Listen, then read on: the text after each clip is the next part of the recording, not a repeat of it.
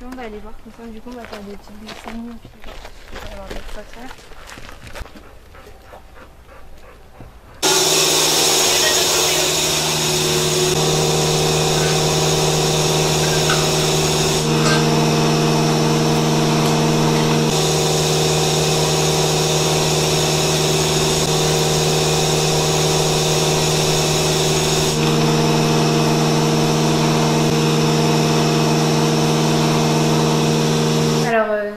J'étais toujours passionnée par la médecine, j'aimais beaucoup les animaux, donc je me suis dit pourquoi pas vétérinaire.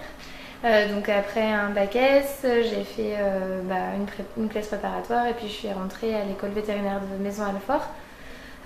Donc ça a duré environ 5 ans. J'ai fait ensuite une année de formation au Canada et après donc, j'ai commencé à travailler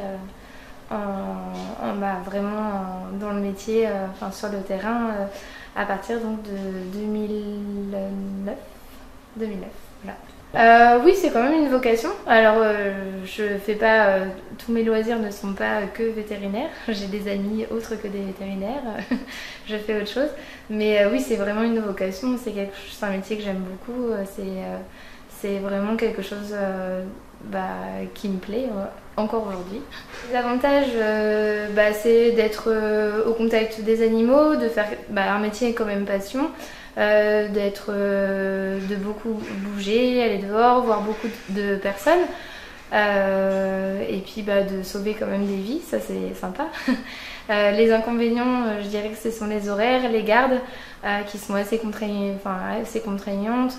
Et puis parfois un peu le stress et la peur de mal faire et malheureusement parfois on a quand même des échecs, donc c'est toujours un petit peu décevant. Alors on est très très bien accueillis. Par ici les gens sont très habitués à avoir des femmes vétérinaires, ce qui n'est pas le cas partout. J'ai une amie en Corrèze qui est bien moins acceptée que par ici. Mais ici, les gens sont super.